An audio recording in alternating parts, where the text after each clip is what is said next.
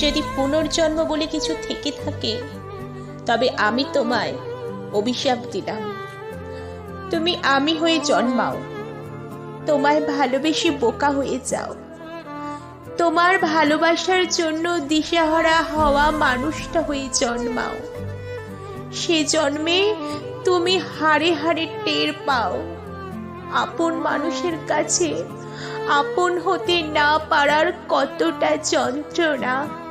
তুমি টের পাও কয়েকশো কথার উত্তরে ছোট ছোট মেসেজগুলো দেখতে কেমন বিচ্ছিরি লাগে।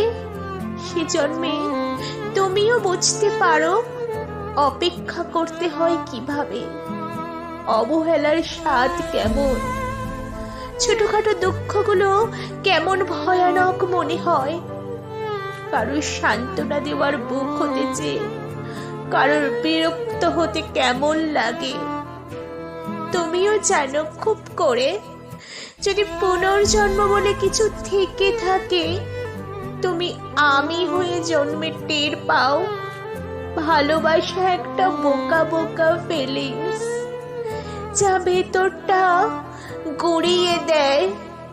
কারোর কাছের মানুষ আপন মানুষ হতে না পারা, কারোর ভালোবাসা পাওয়ার জন্য তড়পাতে কেমন লাগে তা তুমি টের পাও। তোমাকে আমি অভিশাপ দিলাম। তুমি আমার যতই ভালোবেসে ক্ষয়ে যাও, মরে যাও ভেতরে ভেতরে, কারোর বুকে মাথা রেখে তুমিও কাঁদো এই আক্ষেপ যে ও তোমায় ভালোবাসেনি কেন। পরজন্ম বলে যদি কিছু থেকে থাকে, সেই জন্মে তুমি আমি হয়ে জন্মাও। লেখায় সংগৃহীত, কণ্ঠে আমি ঋতুপর্ণা।